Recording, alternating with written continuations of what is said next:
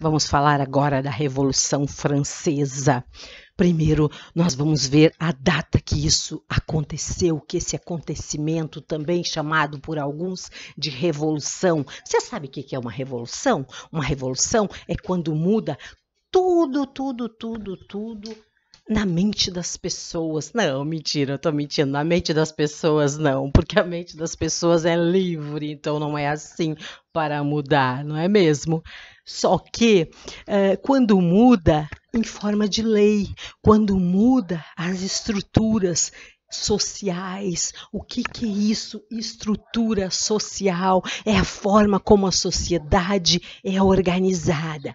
Por exemplo, se eu digo que essa laranjinha tem que ficar aqui, ela fica ali. E se eu não quiser que essa laranjinha fique ali? Se a lei diz que a laranjinha tem que ficar aqui, ela tem que ficar aqui. E se eu não fizer isso? Se eu não fizer isso, eu serei punida. Isso é uma organização social. Punida como? Ora, de várias maneiras. Por exemplo, posso ficar sem comer a laranja só para aprender a colocar a laranja onde que a lei manda e não aqui onde que eu estou colocando agora, tá? Então, isso é uma organização social. Uma organização social, ela exige muitas coisas, como, por exemplo, uma ordem. Uma ordem, essa ordem que nós vamos estudar agora, ela foi formada por um cara chamado Carlos Magno. Carlos Magno era um rei católico da França no século VIII. 8. Mas, professora, nós não estamos falando do século XVIII? Sim, mas a organização social que eu começarei a falar é lá atrás do século VIII. Quer dizer o quê? Quer dizer que ela vem vindo. Passou anos, passou séculos. O que é século, professora? 100 anos é um século. Ah, se 100 anos é um século, 200 anos é 2 séculos. Então, minha gente, vamos começar a nossa história. Primeiro, essa organização social, ela era uma organização chamada estamental. O que é um estamento? Um estamento é quando se eu estou nesse lugar, se eu disse que a laranja ia ficar aqui e eu coloquei essa lei, eu é que vou colocar todo o resto das coisas no lugar. Eu que vou dizer o que é certo, tá? Então, se eu disser para você que você não deve, tá?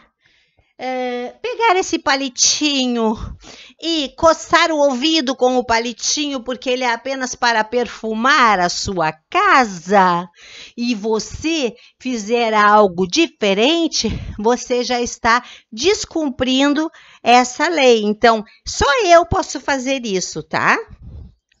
Ah, professora, eu também gostaria, eu também queria pegar e dizer que eu quero coçar minha orelha com esse palitinho. Quem é tu, menina? O que tu és? Tu faz parte da nobreza? Da nobreza de toga? Tu é, por um acaso, algum advogado? Não, então cala-te, por favor, porque nós aqui da justiça é que vamos decidir o que é para ser feito. Entendeu bem? Ah, mas eu posso estudar, eu posso estudar e chegar um dia e decidir que essa laranja não vai ficar mais ali e que esse palito também não vai ficar mais ali. Muito bem. Só que aqui na nossa sociedade, tu não vai poder fazer isso. Sabe por quê? Porque tu és uma serva, tu és um plebeu. E na nossa sociedade, cada grupo tem o seu lugar. Quer dizer que se eu tenho esse lugar aqui, eu tenho que ficar sempre aqui? Exatamente, exatamente isso. Se você foi indicado para ficar aí, você vai ficar exatamente aí. Então, gente, é assim que é essa sociedade, tá?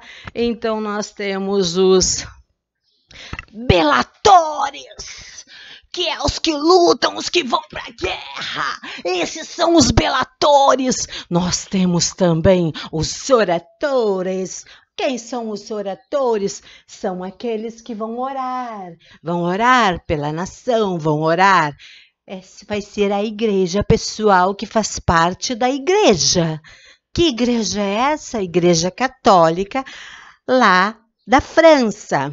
E nós vamos ter os trabalhadores também, tá? Então, os trabalhadores são as pessoas que estão trabalhando, que estão servindo a sociedade.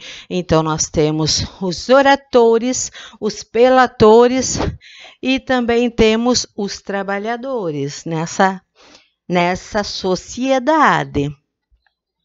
O que vai acontecer agora?